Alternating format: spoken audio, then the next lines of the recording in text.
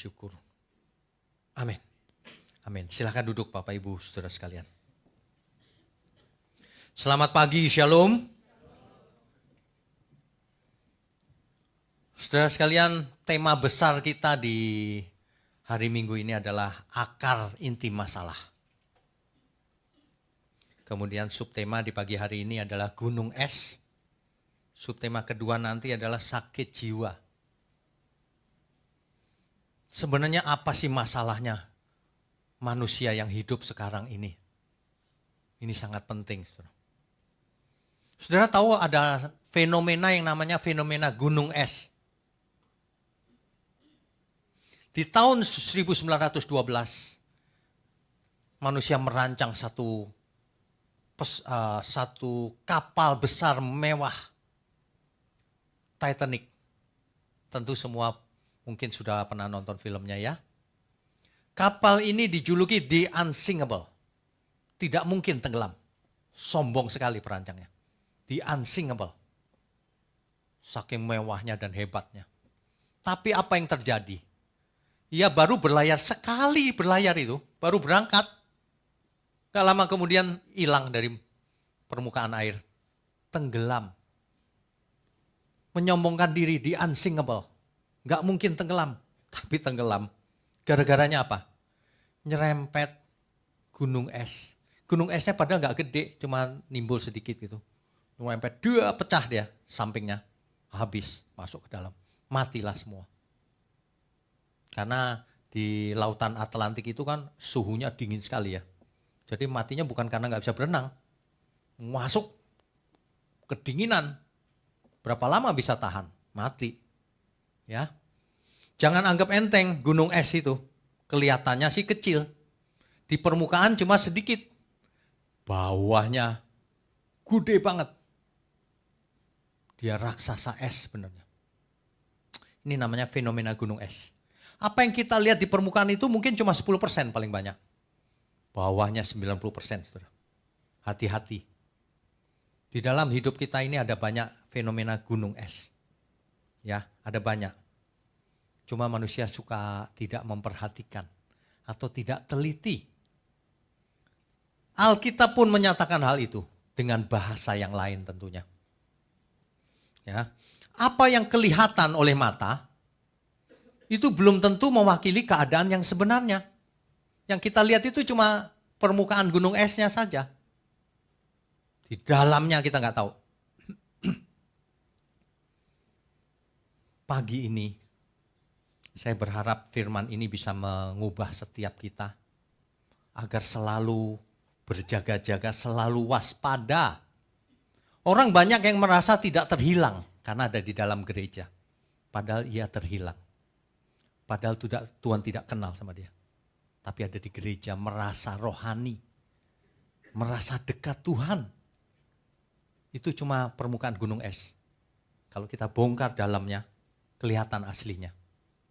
Jangan sampai kita bagus kelihatannya saja, gunung esnya saja. Dalamnya hitam.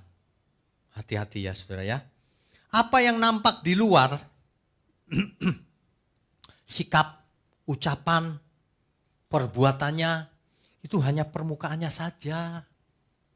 Makanya saya sering berkata kepada yang belum nikah, kalau cari jodoh, hati-hati. Apa yang kau lihat itu waktu pacaran itu cuma permukaannya saja. Promosi. Di bawahnya itu, wah itu bahaya itu. Itu bahaya saudara.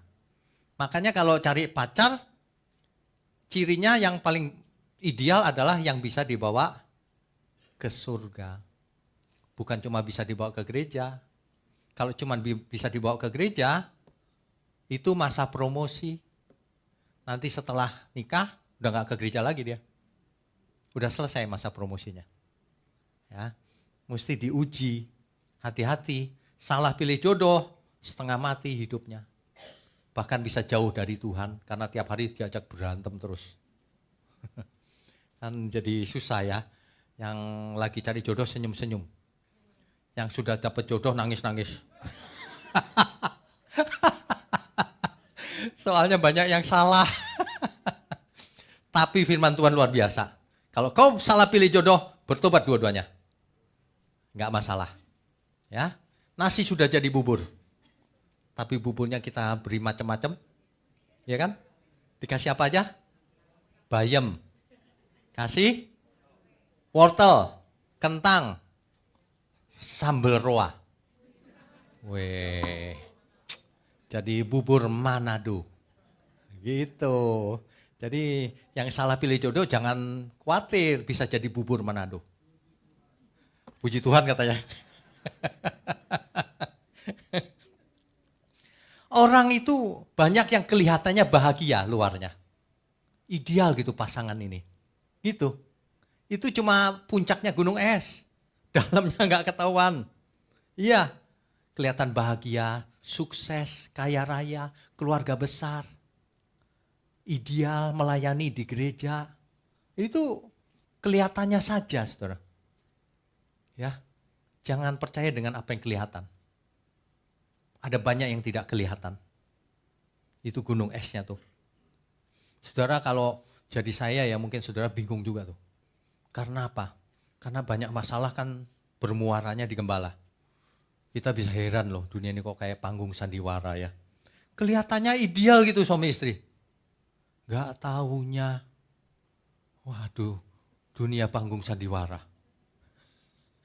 Aduh, mengerikan loh itu. Ya, aduh, saya kalau mempersiapkan ini, aduh Tuhan. Seandainya semua orang tahu sejak awal, pasti hari ini jauh lebih baik. Orang yang kelihatan bahagia belum tentu bahagia. Orang yang kelihatan kaya raya gitu ya. Kalau lagi pesta itu gandengan tangan suami istri. Di foto bagus banget gitu. Tiap hari istrinya makan sendirian di meja makan yang besar.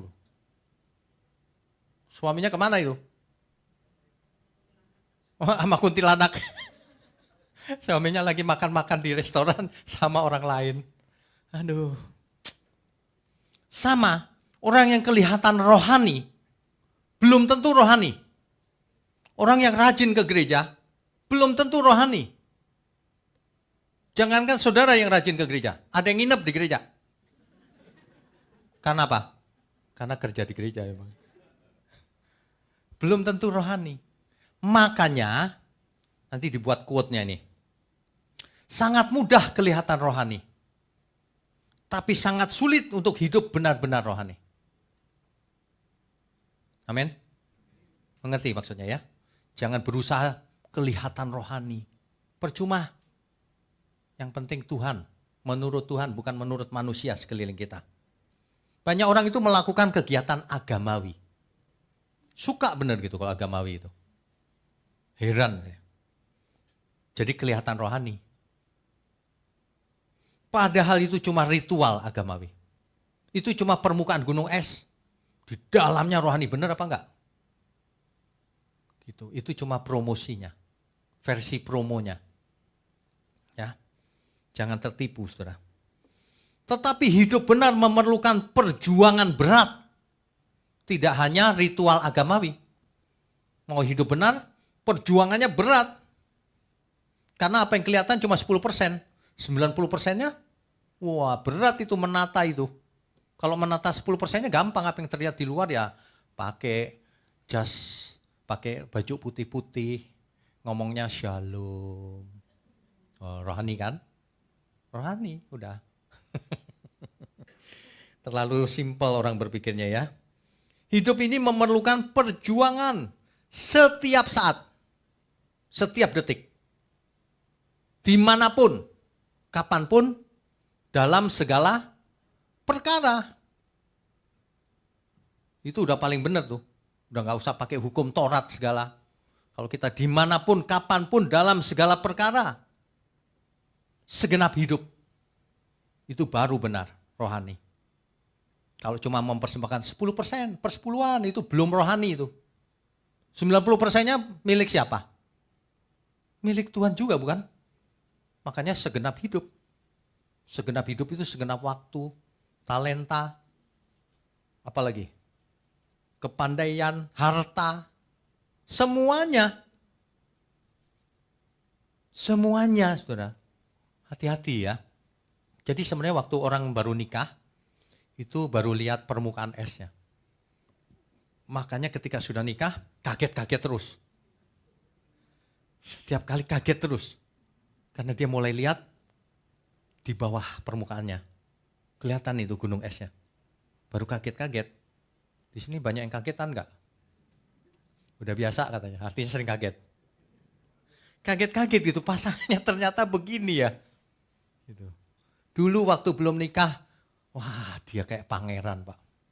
Ngomongnya halus, sopan. Kalau mau masuk ke taksi dibukain pintunya saya. Sekarang, aduh bener-bener deh. Ternyata Pak, dulu kupikir dia pangeran Pak. Sekarang tiap pagi aku kaget Pak. Kenapa? Ada suara grok, grok, grok. Ternyata ngorok. Ada banyak ternyatanya. Ternyata begini, ternyata begitu. Jangan kaget saudara. Ya, itu biasa saja. Gunung es itu banyak yang gak kelihatan. Makanya fenomena gunung es ini bisa kita pakai untuk pembelajaran kita. Semua ini gunung es yang kita lihat nih. Tapi Tuhan melihat jauh ke dalam. Ke dalam hati jiwa seseorang. Sampai ke akarnya. Sampai ke akar. Nah, anehnya diri sendiri melihat juga cuman permukaannya doang. Aneh loh, padahal diri sendiri bisa lihat dalamnya. Tapi cuma lihat permukaannya. Buktinya apa? Buktinya saudara membayangkan diri sendiri seperti apa? Aku itu rohani loh, cinta Tuhan. Kan gitu bayangannya. Ada gak orang yang membayangkan, aku itu jahat loh. Aku itu anak setan. Gak ada, gak ada. Pasti berpikir dirinya sudah baik. Gitu. Itu permukaannya. Coba sekarang mulai pagi ini dibongkar bawahnya itu. Apakah benar aku baik dari seluruhnya di mata Tuhan, bukan di mata manusia. Amin ya. Bicara soal gunung es. Pagi ini saya akan cerita 2 gunung es. Yang pertama, gunung es kebutuhan. Saya sebut kebutuhan. Manusia itu butuh sesuatu dalam hidupnya, betul. Tapi anehnya yang diutamakan oleh banyak orang, termasuk di gereja, kebutuhan fisik. Itu aneh loh. Kenapa? Sebab kebutuhan fisik itu hanya permukaannya sedikit saja. 10% lah kira-kira, 90%-nya butuh tuh, tapi tidak dilakukan. Orang mengejar kebutuhan fisiknya. Itu cuma permukaan gunung es, kebutuhan tuh kira-kira itu. Bukan kebutuhan itu gede ke bawah. Makanya banyak orang salah hidupnya. Yang nampak real di permukaan itu kebutuhan fisik memang. Butuh apa sih? Oh butuh pakaian, butuh makanan. Butuh apa lagi? Ada yang butuh jodoh. Yang butuh rumah. Macam-macam itu kan fisik. Itu fisik saja. Sementara yang di bawah yang penting gede malah nggak dicari. Yang sangat menyedihkan. Kalau orang seperti itu sama saja dengan orang gagal fokus. Fokusnya ke permukaan, dalamnya nggak dilihat. Nggak butuh dia yang paling penting. Yang penting butuh luarnya saja. Itulah penjelasannya kenapa orang mengejar harta. Memuaskan diri dengan makan minum. Seks bebas. Kekuasaan. Popularitas. Harga diri. Dan kepuasan-kepuasan lain. Untuk apa semua itu saya mau tanya. Kan untuk diri sendiri kan. Filosofi orang semacam itu gini. It's about me. Tuhan ciptakan semua ini untukku. Makanya kalau ada orang lain yang gak cocok itu, dia marah. Karena semua harus untukku. Egosentris, pusatnya diri sendiri. Inilah orang yang pikirannya picik. Dia ibarat apa itu ya, short-sighted syndrome namanya. Cuma bisa lihat dekat.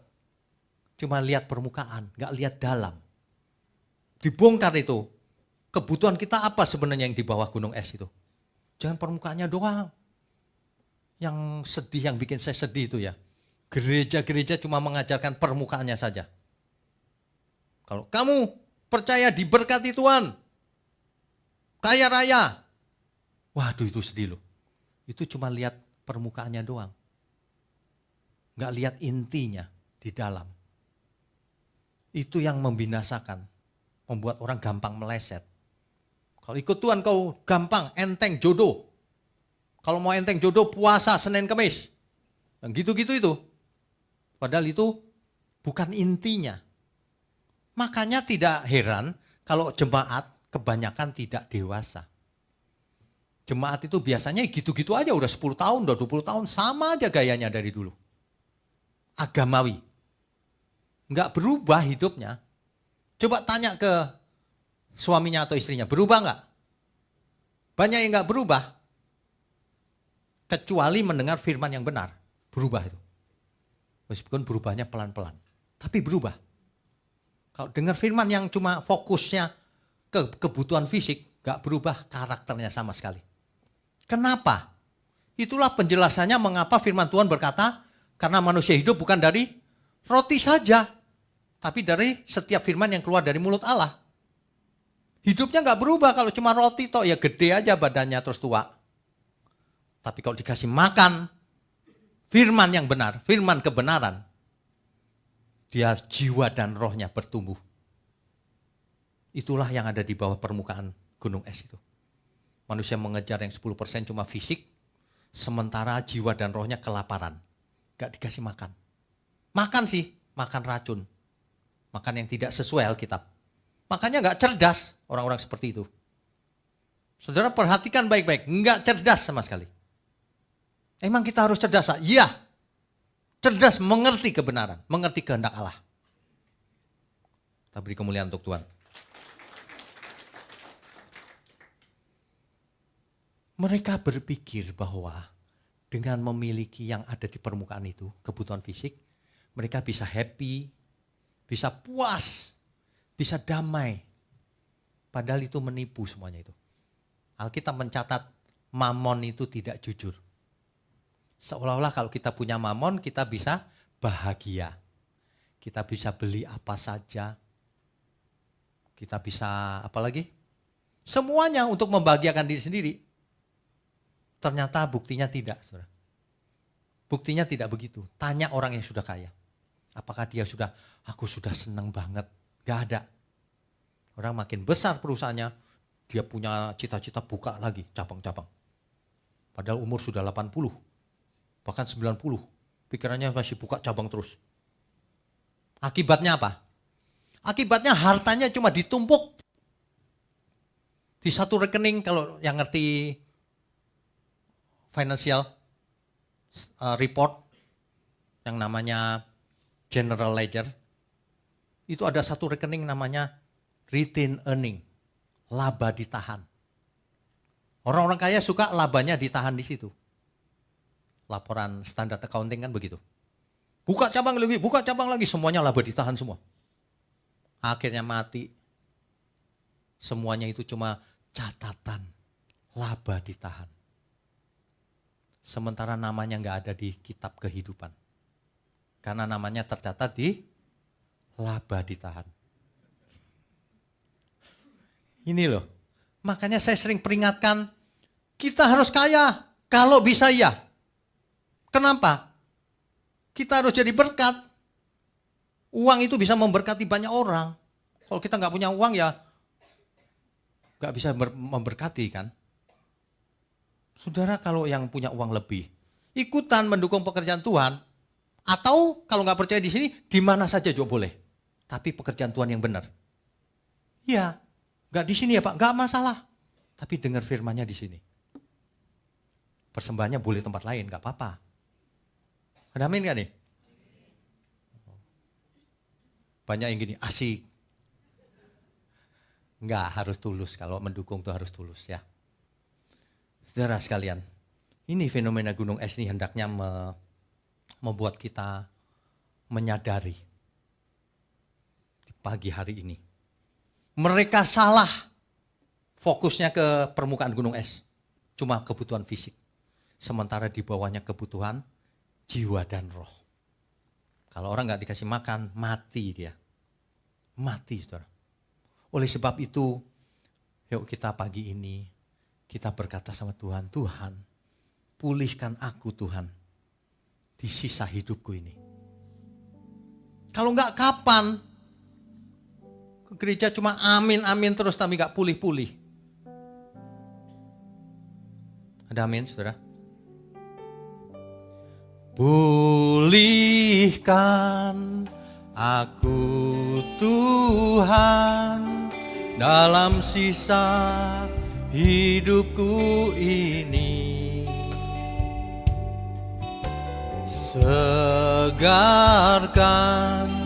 jiwaku selalu oleh kuasa firman dan roh-Mu. Ubah hatiku Tuhan untuk lebih mengasihi-Mu, mengutamakan Kau Yesus lebih dari dunia ini. Yang ku ingini Engkau saja, tinggal dalam kehendak rencana-Mu. Pisahkan diriku dari dunia ini, semakin ku damba kerajaan-Mu. Oh Tuhan Yesus, kerinduan hatiku, mutiara tak ternilai harta milikku. Keindahan-Mu memudarkan dunia, di mataku Engkau termulia.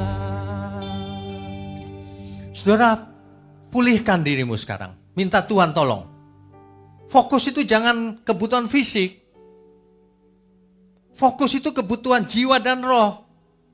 Kebutuhan fisik hanya penunjang, support. Makanya saya sering berkatakan yang pinter, yang cerdas, yang banyak uang. Orang yang banyak uang cerdas, dia akan pakai uangnya untuk memberkati pekerjaan Tuhan. Untuk menjadi berkat bagi sesamanya. Itu cerdas banget itu. Orang kaya yang bodoh adalah hidup untuk dirinya sendiri. Yang ngajar Tuhan Yesus, jangan marah sama saya. Tuhan yang bicara. Ada orang yang kaya yang bodoh, ada yang bijaksana tentunya. Seandainya kebutuhan fisik terpenuhi berlimpah-limpah, terus memangnya pasti happy, pasti selamat? Kan tidak. Saudara kan sudah mengerti kalau kita ngejar kebutuhan fisik, memangnya kita selamat? Kan tidak. Lah kok masih ngejar itu terus? Yang penting malah gak dikejar. Kan aneh ini. Manusia ngerti loh sebenarnya. Itu sama dengan orang yang mengerti merokok. Sehat gak? Semua orang juga ngerti, anak kecil juga tahu. Kecuali bayi gak tahu. Merokok itu gak sehat, tapi buktinya ngerokok tuh orang. Ditanya baik-baik itu. Kenapa kau ngerokok? Bunuh diri. Jawabannya pasti bukan bunuh diri. Tapi itu bunuh diri. Jangka panjang tentunya. Ya, manusia itu bandel loh. Yang tidak menyelamatkan dikejar sampai mati-matian. Yang menyelamatkan enggak dikejar sampai mati-matian. Makanya Yohanes 10 ayat 10, coba dibaca. Ayat ini banyak orang sangat hafal. Yohanes 10 ayat 10, pencuri datang hanya untuk mencuri dan membunuh dan membinasakan. Aku datang, akunya siapa? Tuhan Yesus. Supaya mereka mempunyai hidup dan mempunyainya dalam segala kelimpahan. Yes, amin, kata orang begitu. Kok pikirannya matre itu begitu. Kalau Tuhan Yesus datang jauh-jauh dari surga ke bumi, mengosongkan diri jadi manusia supaya kamu kaya emang. Tujuannya kok aneh. Itu buktinya bahwa Yohanes 10 ayat 10 ini banyak diselewengkan. Itu tulisannya kelimpahan Pak, pasti kaya raya. Ya dipikir baik-baik pakai otak yang sehat. Yesus mengosongkan diri jadi manusia, mati di kayu salib supaya kamu kaya. Pakai dong. Orang yang gak kenal Yesus jauh lebih kaya dari kita. Raja minyak jauh lebih kaya. Iya kan? Pasti yang dimaksud berlimpah-limpah ini, berlimpah-limpah. Hebat, terang sekali hidupnya. Jadi berkat. Pasti itu yang dimaksud. Kalau kita lihat leksikon, artinya gini. Very high in quantity. Jumlahnya memang banyak. Yang kedua artinya very high in quality. Kalau orang, aku datang memberi hidup yang berkualitas, yang menyelamatkan. Arti yang satu, aku datang supaya kamu kaya, jadi sultan, punya rumah banyak. Punya bini banyak, enggak lah ya. Kira-kira yang mana yang benar? Kok bisa kaya ngartiinnya? Dia yang kaya menjadi miskin, supaya kita yang miskin menjadi yes, amin. Gitu. Tapi seumur hidupnya gak pernah kaya, yang amin-amin itu. Bukan itu. Dia yang kaya kemuliaan, mengosongkan diri menjadi miskin. Untuk sementara waktu lebih rendah dari malaikat. Supaya kita yang miskin kemuliaan itu, menjadi kaya kemuliaan. Dimuliakan bersama dia kelak, maksudnya gitu.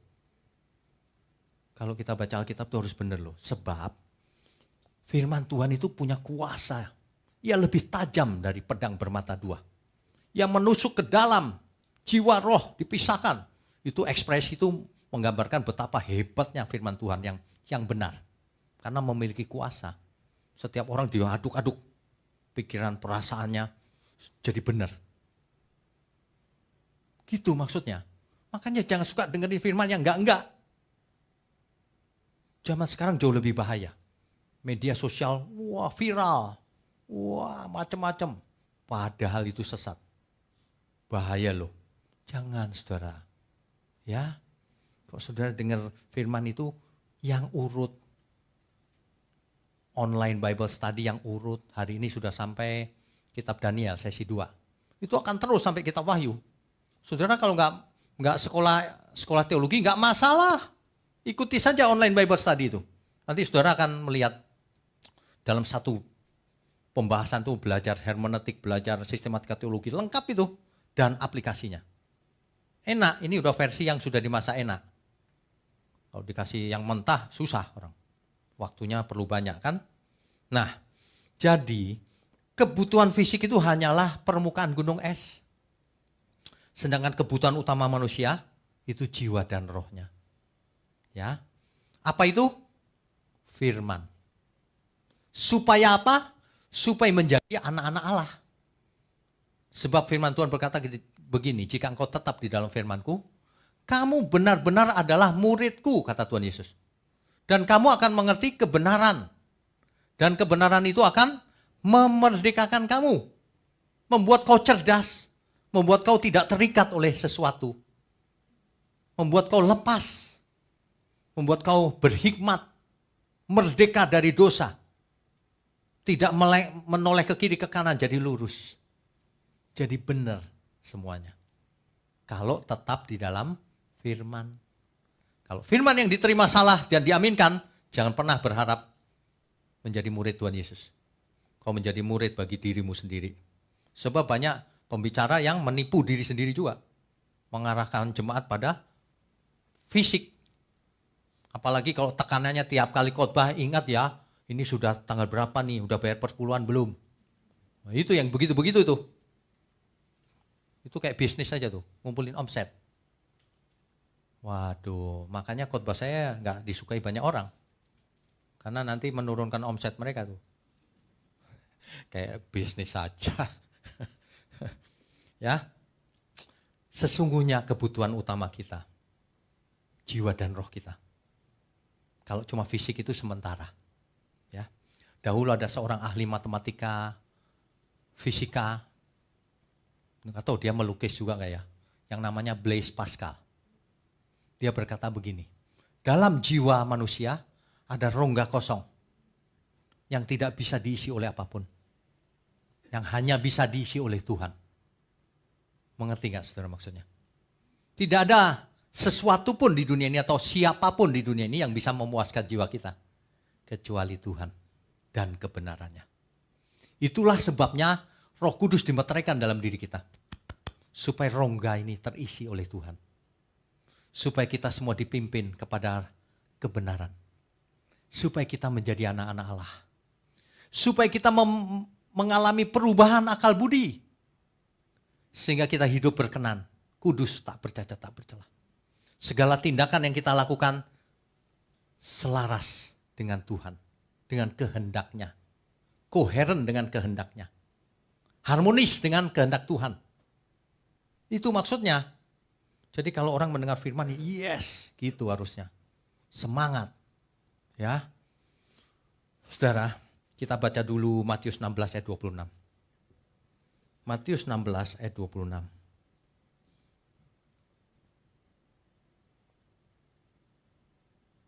Apa gunanya seorang memperoleh seluruh dunia? Kamu dapat deh seluruh itu, puncak gunung esnya dapat semua. Kaya raya, apalagi terkenal, ganteng, umur panjang, sehat, keluarga besar sukses semua, istri 1000. Itu Salomo. Loh, Salomo 1000 loh, beneran. Semua udah dapat dia. Gunung es yang di permukaannya itu. Lalu apa yang terjadi? Salomo di hari tuanya, ia menyembah dewa-dewa kafir istrinya itu. Bagaimana mungkin orang yang disebut paling bijaksana menyembah dewa-dewa? Enggak bijaksana itu. Ya. Tapi untung di akhir hayatnya mungkin dia bertobat. Makanya dia menulis kitab pengkhotbah kan, segala sesuatu sia-sia. Salomo bilang segala sesuatu sia-sia. Dia sudah punya istri 1000. Yang gak punya istri gimana? Enak aja lu. Udah kaya, udah semuanya ngomong sia-sia lagi. Tapi sebenarnya terjemahan itu kurang tepat. Bukan sia-sia. Segala sesuatu akan berlalu. Ya, segala sesuatu akan berlalu. Oh ya, itu Pak Hari desain itu ya, cincin Salomo ya. Nanti kalau kita retreat kita bawa desainnya untuk dibuat kaos. Tapi bukan dibagikan. Ada orang yang pesan soalnya dari luar negeri, saya mau dibuatin dong 20 gitu. Yang ntar bikin lebih lah, siapa yang mau beli boleh. Bukan cari duit, bukan. Yang mau aja ya enggak apa-apa. Gitu ya. Supaya ingat, nanti kalau lagi sombong-sombong gitu ya. Lihat kaosnya. Segala sesuatu akan berlalu. Kita suatu hari akan berlalu, saudara. Makanya hidup ini jangan sembarangan. Jangan perhatikan gunung esnya saja. Di dalamnya itu loh benahi. Kebutuhan kita yang utama itu Tuhan dan kebenarannya. Rohnya sudah ada pada kita padahal. Roh Kudus. Kok kita masih macam-macam ya? Waduh. Yang paling kubutuhkan itu Tuhan. Tiada yang lebih kubutuhkan.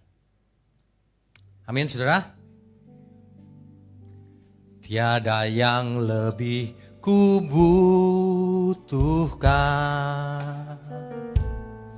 Tiada yang lebih kurindukan.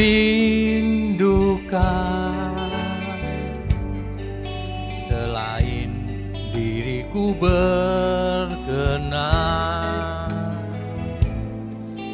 di hadapanmu Bapa,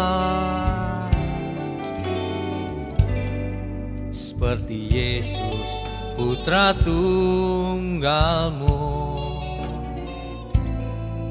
yang selalu berkenan padamu, melakukan kehendak Bapa, setia sampai sempurna. Beriku mengerti kehendak-Mu Bapa, ku lakukan segenap jiwa. Temukan tempatku dalam pekerjaanmu, selesaikan sampai akhirnya. Kita itu ya, sebenarnya kalau sudah berumur di atas 40, 50, apalagi 60, finishing saja. Sudah tinggal finishing. Udah gak usah aneh-aneh. Ya, udah jangan buang waktu. Waktunya sudah pendek, sudah semakin pendek. Matius 16 ayat 26. Apa gunanya seorang memperoleh seluruh dunia tetapi kehilangan nyawanya? Nyawa di situ dipakai kata suken atau dalam dialek lain siken. Artinya adalah jiwa. Jiwa itu artinya jiwa dan roh tentunya, karena nggak bisa dipisah. Binasa. Untuk apa orang dapat semuanya tapi binasa? Untuk apa orang senang-senang 70-80 tahun tapi kemudian merana di kekekalan, kesakitan selama-lamanya? Itu orang bodoh namanya. Orang dagang aja tahu untungan mana kalau mau dihitung. Kan untungan nanti. Makanya firman Tuhan berkata, pikirkan perkara yang di atas, bukan yang di bumi. Itu bukan berarti gini, aku gak mau kerja setiap hari berdoa puasa. Gak kerja. Males. Pikiranku di atas terus. Bukan itu maksudnya. Maksudnya selagi kita hidup sekarang ini, kita bersiap-siap mau ke surga. Benahi dirimu, rubah total. Dibuang itu pengertian yang salah itu. Dibuang itu egonya itu. Matikan manusia lamamu. Kalau enggak mati manusia lamanya, ditolak Tuhan. Sudah ditebus masih manusia lama terus. Ini apa sih ini? Gitu. Ya. Saudara, kita itu punya kesempatan tidak banyak loh waktunya. Ya. Itu gunung es yang pertama. Gunung es kebutuhan. Gunung es yang kedua, masalah manusia. Masalah manusia itu kelihatannya cuman di permukaan juga. Oh dia itu agak sombong dikit sih. Nah itu cuma permukaannya saudara. Itu cuma permukaannya. Benerannya kenapa dia agak sombong dikit? Akarnya itu, waduh itu luar biasa akarnya itu saudara. Ya. Luarnya tampaknya nggak ada masalah, rohani, baik, meskipun ada anehnya dikit sih. Nah yang anehnya dikit itu kenapa ada? Masuk ke dalam, ternyata di bawah permukaan itu banyak sekali. Ternyata akarnya sombong, egosentris, tidak takut Tuhan, tidak taat firman. Kalau baca Alkitab firmannya dirubah-rubah. Alkitab bilang apa dirubah? Diplesetkan, kayak tadi itu, kelimpahan, dirubah jadi itu kaya raya, itu kan dirubah namanya. Meskipun hurufnya tidak dirubah. Iya kan? Kita baca Markus, saudara. Markus pasal 7. Ayat 18 sampai 23. Maka jawabnya, apakah kamu juga tidak dapat memahaminya? Tuhan Yesus yang bertanya nih.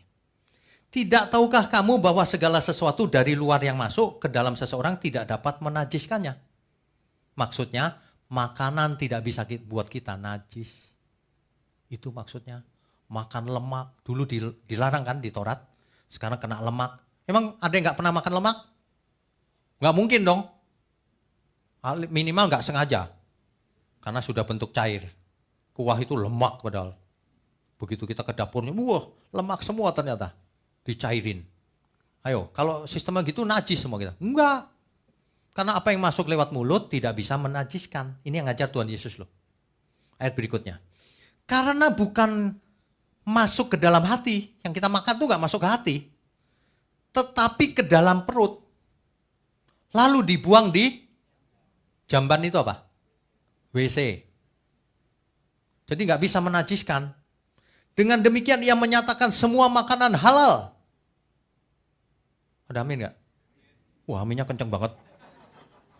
Berarti boleh makan lemak, boleh makan jeroan, boleh makan ini. Rasul Paulus menulis ya, memang segala sesuatu tidak ada yang haram bagiku, semuanya halal. Tetapi aku tidak mau hidupku diperhamba oleh apapun. Ada banyak orang diperhamba oleh gula. Sukanya manis terus. Kalau nggak manis nggak nyaman. Ada orang suka makannya lemak-lemak. Ngomongnya saja hidup suci tapi makannya lemak gak karu-karuan banyak banget. Itu diperhamba, itu budaknya lemak dia. Ada orang yang rokok meskipun sudah tahu firman Tuhan. Budaknya rokok itu. Saudara maaf ya, saudara lebih baik sakit hati daripada tidak sakit hati tapi bertobat. Kan begitu harusnya. Ya, jadi yang masuk ke dalam mulut itu nggak bisa menajiskan. Tapi yang membuat kita makan sembarangan itu kan hati juga. Itu maksudnya. Ya, ayat berikutnya. Ayat 20. Katanya lagi, apa yang keluar dari seseorang itulah yang menajiskannya. Ada orang yang menerjemahkan muntah. Salah. Muntah juga tidak menajiskan. Sebab dari dalam, dari mana maksudnya? Bukan dari perut. Dari hati orang timbul segala pikiran jahat, percabulan, pencurian, pembunuhan, perzinahan, keserakahan, kejahatan, kelicikan, hawa nafsu, iri hati, hujat, kesombongan, kebebalan. Orang itu ya, isi hatinya itulah yang menajiskan orang itu. Makanya orang kelihatan isi hatinya itu najis apa enggak itu kelihatan. Bagaimana ia berkomunikasi? Suka nyerang orang, kotor hatinya. Suka menghakimi orang, hatinya kotor. Suka iri, itu kotor banget itu. Kita kalau lihat orang sukses, kita seneng dong. Untung loh dia sukses, gak susah hidupnya. Kalau kita lihat dia susah, kita ikut susah. Begitu kan? Jangan kebalikannya, kalau dia sukses, aku juga bisa. Itu pasti korupsi itu. Hatinya itu iri banget ya. Jahat banget, najis orang itu. Biar makanannya halal. Tapi hatinya haram karena kotor. Ya. Ayat 23 itu kesimpulannya. Semua hal-hal jahat ini timbul dari dalam dan menajiskan orang. Itu maksudnya. Amin, saudara. Jadi, jangan pernah tertipu oleh permukaan gunung es. Sesuatu yang timbul di laut sedikit gitu ya, jangan pernah tertipu. Kok kelihatannya dikit ya? Oh, dalamnya. Orang ini kelihatannya baik ya. Entar dulu. Orang ini jahatnya cuma sedikit. Entar dulu. Itu dalamnya itu yang disembunyikan oleh dia. Disembunyikan oleh dia. Kalau mau tahu, tanya istrinya atau suaminya. Lebih tahu pasti pasangan hidupnya. Orang ini ya pasanganku ini kelemahannya ini. Oh tahu persis pasti. Kalau di mimbar aja ngomongnya khotbahnya bagus. Waduh. Makanya kalau pengkhotbah syaratnya harus bawa istri. Nanti kalau khotbah dilihat wajah istrinya. Wajah istrinya gini.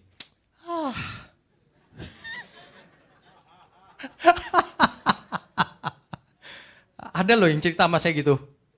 Berani dia bawa istri. Ternyata istri, gitu. Loh, kok gimana nih? Wah ini gejala buruk nih. Aduh bahaya nih gejalanya. Fokus pada kebutuhan kita yang utama. Jiwa dan roh. Kasih makan setiap hari kebenaran. Itu sebabnya setiap hari kita share kan. Renungan malam tiap malam. Potongan-potongan khotbah. Apalagi online Bible study. Minggu 2 sesi. Belum yang lain-lain. Sebentar lagi studio kita jadi. Wah banyak nanti. Nanti banyak yang bintang-bintang baru. Pada nyanyi. Ya kan suaranya bagus-bagus. Yang penting hatinya yang bagus. Amin ya. Iya suara cukup saja nggak apa-apa sih. Ibarat apa kalau diumumkan tuh nilainya cukup gitu. Sebab kalau kelulusan-lulusan di STT ada yang dibacain dulu. A, maju ke depan. Apa? Dengan predikat bagus gitu ya. Baik. Wah, maju foto-foto. Ada lagi yang B, maju dengan predikat memuaskan. Wih, iya gitu. Yang berikutnya lagi C, dengan predikat sangat memuaskan atau penuh pujian. Wah, itu yang paling tinggi tuh. Yang terakhir dong. E, cukup. Cukup itu pas-pasan maksudnya. Jadi semua diem. Masa cukup disorakin gitu kan. Diem jadinya. Makanya kebutuhan kita yang utama fokuskan. Soal yang permukaan tadi cari aja. Cari uang yang banyak, yang pintar dan sebagainya. Toh itu dipakai juga sementara. Tapi yang lebih penting fokus kita ke sana. Yang kedua, selesaikan masalah kita di inti akarnya. Akarnya orang ini apa ya? Kenapa dia nggak mau berubah ya? Tapi ya, meskipun saya tahu akarnya ternyata susah loh merubahnya. Sebab kalau orang sombong dari akarnya itu, gimana cara menobatkannya? Saya udah ngomong, nggak boleh begitu. Amin. Amin di mulut. Tapi tetap nggak berubah. Waduh, itulah namanya kehendak bebas. Udah disampaikan kebenaran, tetap tidak mau. Wah ya sudah. Saya itu nggak pernah berhenti loh, saudara, mikir, merenung tiap hari. Tanya istri saya. Setiap malam saya menyendiri di ruangan saya itu. Saya hadapin komputer, saya berdoa kadang-kadang. Terus macam-macam lah. Semalam jam 2 saya bangun, tiba-tiba seger. Saya nggak tahu kenapa jamnya itu selalu jam 2 sampai jam 3. Kalau ada sesuatu. Jam 2 itu tiba-tiba penuh. Ada lagu berkumandang. Langsung saya rekam jadi lagu itu nanti. Ada lagu, ada pesan-pesan yang mau disampaikan. Saya catat lagi topik khotbahnya. Gak bisa tidur sampai jam 5. Mau tidur lagi gak bisa gitu. Terus nadanya bunyi. Nanti ya kita aransemen ya. Itu begitu. Aduh. Gak bisa berhenti saudara. Saudara harus sampai ke yang begitu. Aku mau merenungkan siang dan malam Tuhan. Kesukaanku mendengarkan firman Tuhan. Kesukaanku bekerja dengan hebat, jujur untuk Tuhan. Kesukaanku memberdayakan diri untuk Tuhan. Makanya gereja yang benar itu memberdayakan diri setiap jemaatnya. Memberdayakan itu beda dengan memperdaya ya.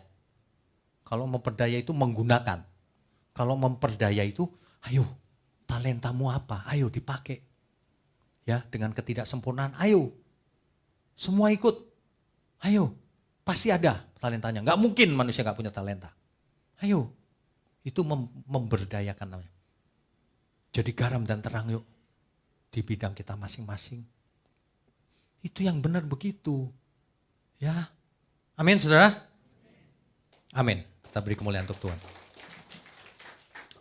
Saudara sekalian, nanti setelah doa berkat, saudara duduk dulu sekitar 10 menit, akan ada update informasi tentang Israel hari ini. Kan Bapak Ibu dengar Israel tuh simpang siur gitu kan. Nah ada info tentang Israel. Kalau yang mau pergi boleh, mumpung ada promosi, lebih murah $300. Tapi berangkatnya September. Tadinya 3.000-an, sekarang 2.000-an sekian. Nanti akan dijelaskan sedikit, tapi minimal kalau Bapak Ibu nggak pergi pun nggak apa-apa, dengerin infonya. Gimana sih gitu ya? Oke? Saya undang semua untuk bangkit berdiri.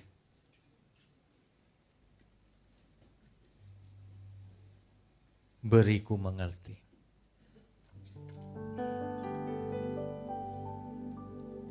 Beriku mengerti kehendak-Mu Bapa. Ku lakukan segenap jiwa. Temukan tempatku dalam pekerjaan-Mu. Selesaikan sampai akhirnya. Beriku mengerti. Beriku mengerti kehendak-Mu Bapa, ku lakukan segenap jiwa. Temukan tempatku dalam pekerjaan-Mu, selesaikan sampai akhirnya. Selesai sampai akhirnya. Selesaikan sampai akhirnya. Selesaikan sampai akhirnya. Bapa kami yang di surga, terima kasih untuk firman kebenaran-Mu. Kami sungguh berharap pertolongan-Mu atas setiap kami Tuhan, agar kami boleh berubah, fokus yang benar, hidup yang benar, mengerti fenomena gunung es dalam diri kita masing-masing, mematikan manusia lama kita. Terima kasih untuk gereja-Mu di tempat ini, dan kami percaya gereja-Mu akan membawa banyak jiwa menuju langit baru, bumi baru, menjangkau jiwa sampai ke ujung bumi. Terima kasih, mengucap syukur untuk seluruh pelayan Tuhan yang melayani, juga seluruh umat-Mu dimanapun berada Tuhan. Biarlah siang hari ini kami boleh menerima segala berkat yang dari Tuhan. Mari kita angkat tangan kita, saudara. Kami sambut segala berkat, baik berkat jasmani maupun berkat rohani. Sehat, umur panjang, hikmat, marifat, cerdas, mengerti kehendak Tuhan. Segala yang baik turun dari surga. Di dalam nama Bapa, Putra, dan Roh Kudus. Haleluya. Amin. Amin. Saudara sekalian, bicara soal kebenaran, setiap orang merasa benar. Makanya semua kecap di nomor satu kan. Ada orang yang mengatakan saya paling benar, ini paling benar, itu paling benar. Mana sebenarnya yang paling benar? Oleh sebab itu, hadiri seminar 7 natur kebenaran dan aplikasinya. Seminar ini wajib dihadiri oleh para teolog, apologet, pengkhotbah, bahkan oleh para jemaat sendiri, agar kita bisa membedakan manakah yang benar, manakah yang salah.